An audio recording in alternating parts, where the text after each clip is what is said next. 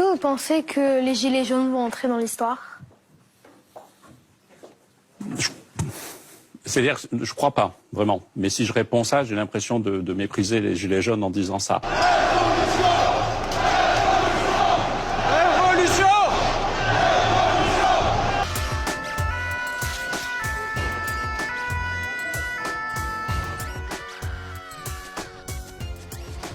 Les Gilets jaunes, c'est une claque dans la tête d'un système qui ne se perçoit pas lui-même comme système d'aliénation. Les Gilets jaunes sont, à mon avis, désormais pliés et rangés une bonne fois pour toutes dans les armoires. Moi, mes parents étaient sûrs que leurs enfants vivraient mieux qu'eux. Vos parents, ils ont des doutes, ils ont des inquiétudes. Parce qu'on voit que notre société, elle devient plus pauvre, plus moche. Les discours officiels, on peut dire officiels, des deux leaders les plus partagés, leurs propos sont absolument débiles. C'est-à-dire qu'ils sont incommentables. Le libéralisme tel qu'il s'est mis en œuvre, on s'aperçoit qu'il ne profite pas à tous. Il crée de la richesse, mais c'est certains qui prennent toute la richesse et d'autres qui n'en profitent pas. Enfin, heureusement, cette histoire, c'est un peu comme un enfant qui a fait sa petite colère, on lui donne une bonne claque, on lui donne un petit bonbon, et puis c'est fini. L'épouvantable saccage des Champs-Élysées samedi. Un saccage en règle. Des images comme celle-ci, il y en a tout le long de cette avenue des Champs-Élysées. D'incroyables scènes d'émeutes pendant toute la journée. Un déchaînement de violence inimaginable. La plus belle avenue du monde est défigurée par les pillages. Les violences à Paris sont terrifiantes. Face à cette violence, que faut-il faire? Il faut être plus ferme, c'est pas possible.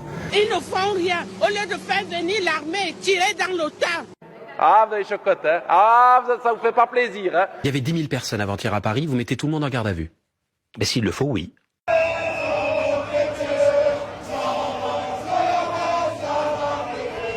Ça fait du bien. Allez manger de la merde là-bas. Bande de salopards. Donc voilà.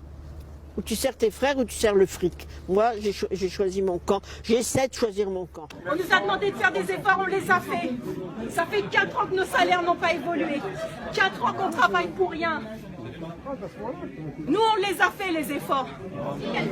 Je crois plus en la liberté. Moi, je me sens plus libre dans ce pays. Ah, ça va mieux là. Ça va mieux. Amis entendu le vol noir des corbeaux sur nos plaines.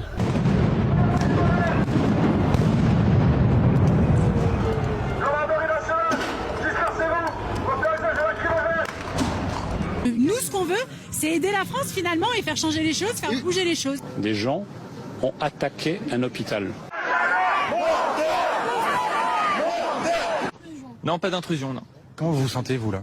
Bah écoutez, très bien. Je sors de garde quand même. Est-ce que vous ne pensez pas que depuis 2 ans, vous avez été sourd et aveugle à cette colère? Mais je ne crois pas avoir été sourd. Et est-ce que vous pensez avoir péché? Et si oui, par naïveté, par arrogance ou par inexpérience? Alors, sur le premier sujet. Aujourd'hui, encore une fois, le message que vous envoient les Français, les Gilets jaunes.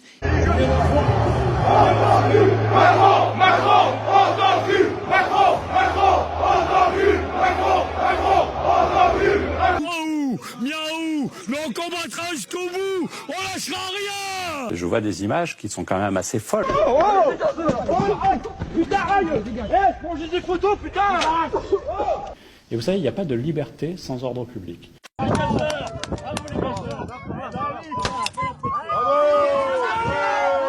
À l'école, CRS et gendarmes mobiles sont formés selon une doctrine héritée du 19e siècle, celle d'un sociopsychologue, Gustave Le Bon. Pour M. Le Bon, une foule de manifestants est par essence homogène et indivisible. Elle n'agit que sous l'impulsion d'un leader.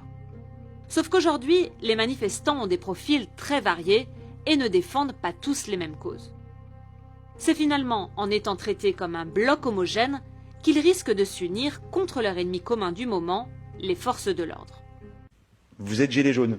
On le voit pas, mais vous êtes gilet jaune. Voilà, je suis gilet jaune. Derrière mon uniforme bleu marine de CRS, je suis gilet jaune. Et la cause est juste, puisque elle touche à la vie de chacun. Les manifestants et les CRS, cessez de vous battre.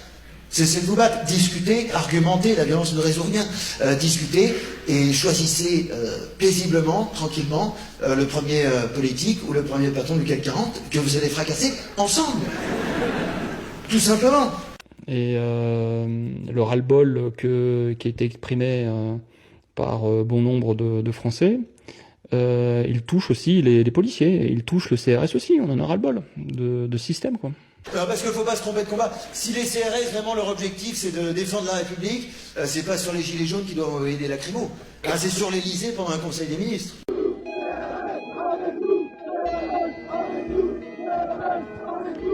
S'ils sont sympas, s'ils sont respectueux, s'ils ont une once d'humanité, si c'est des êtres humains tout court, au lieu d'être des monstres froids, des machines sanguinaires au service du 1%, ce que je crois, mais peut-être que j'exagère, bah, dans ce cas, s'ils sont humains, ces mecs, bah, à force de vous voir manifester, de vous voir faire tabasser la gueule, ils finiront par dire oui.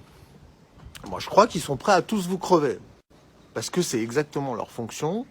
Vous feriez probablement pareil à leur place, d'ailleurs. C'est même pas tellement... je pense pas que les gilets jaunes aient une humanité supérieure. Ils sont juste nés du mauvais côté de la barrière. Et Castaner, le voyou qui joue au poker, le ministre de la Terreur.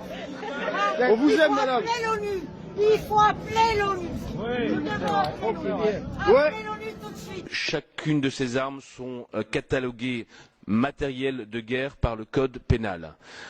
La France, dans le maintien de l'ordre, utilise du matériel de guerre contre des civils. Amnesty International et la Ligue des droits de l'homme ont dénoncé à plusieurs reprises la violence exercée contre les Français. Le policier ne doit pas viser deux endroits, c'est les parties génitales et au-dessus des épaules, c'est-à-dire le visage. Et quand il y a des accidents, et il y en a eu, et on a eu une dizaine de tirs où par accident, il y a eu des tirs sur le visage. Vous avez vu les enfants? C'est pas merveilleux tout ça? Seulement 10 tirs dans la tête et pourtant 20 yeux crevés. Je vois des gendarmes alignés en face de moi avec des flashballs dans les mains.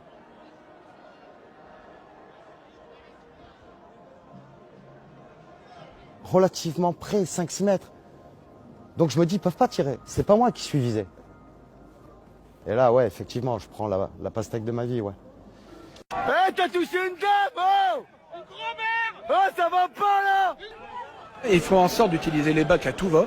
Ils ne sont pas spécialisés dans le maintien d'ordre. Moi, je regrette, je le redis, on n'arrête pas de le dire, le maintien d'ordre doit être donné aux professionnels du maintien d'ordre, que ce soit les CRS, les gendarmes mobiles. Les bacs, c'est pas fait pour ça. Ça fait plusieurs semaines qu'on n'est pas loin d'un drame. Une autorité administrative va priver un individu de sa liberté de circulation et de manifester au motif qu'il y a une présomption.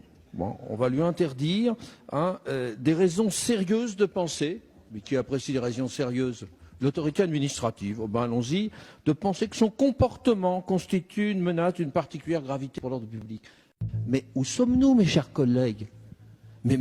C'est la dérive complète. On se croit revenu sous le régime de Vichy. Mais oui, mes chers collègues. Oui, je dis bien le régime de Vichy. Mais oui, vous êtes présumé, par votre attitude, vous êtes présumé être résistant, donc on vous entôle. Voilà, par l'autorité administrative. Mais où sommes-nous? Mais réveillez-vous, mes chers collègues. C'est une honte, il n'y a plus de République, il n'y a plus d'état de droit, il n'y a plus rien, quoi. Comme me le disait mon homologue de Qatar Airways hier, à propos de la grève que j'ai eu à subir, il m'a dit Monsieur de Juniac, chez nous, c'est juste pas possible, on les aurait tous envoyés en prison. Paris-Orly, Roissy-Charles de Gaulle, plus de 100 millions de passagers par an. Les deux plus grands aéroports français vont-ils être privatisés? Aéroport de Paris, donc Roissy, Orly, tout ça, c'est la première frontière de France. C'est le premier point d'entrée sur notre pays, tout simplement. Il y a plus de 80% du trafic aérien international qui passe par Paris. Dès lors, en transférer la gestion à une firme privée revient à octroyer à cette firme un pouvoir politique majeur au détriment de la nation. Donc si l'État français accepte de se séparer d'une entreprise aussi stratégique et cruciale pour notre pays, on espère qu'au minimum, il va faire une très bonne affaire et ramener beaucoup d'argent. En vendant ADP, mais également la Française des Jeux ou Engie, il espère se financer à hauteur de 300 millions d'euros par an. Or, aujourd'hui, ces sociétés rapportent chaque année environ 800 millions à l'État. ça m'a choqué. Voilà. Pourquoi ils font ça? Pourquoi ont-ils décidé de privatiser cette poule aux œufs d'or que sont les aéroports de Paris? Ainsi, on s'étonnera d'apprendre que Bernard Mourad, le banquier désigné pour conseiller l'État dans cette affaire, et qui devrait en tirer d'importants profits, n'est autre qu'un ami du président de la République. Bernard Mourad, c'est un intime de Macron, il l'appelle Mon Lapin, et c'est surtout le mec qui a organisé toute la levée de financement et la levée de fonds auprès des millionnaires et des milliardaires qui ont garni les comptes de la campagne d'Emmanuel Macron à la présidentielle. Il vous a peut-être menti un petit peu. Beaucoup.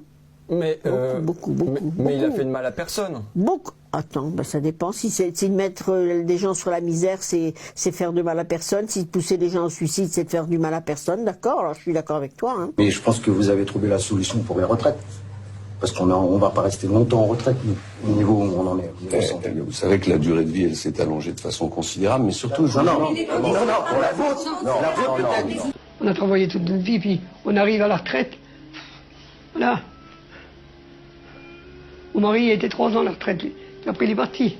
Mais je trouve ça lamentable, ça me donne envie de pleurer. Say a few words in French like bonjour, bienvenue en Irlande. T'es mal la pute. Voilà, bon. Ok. Bye bye.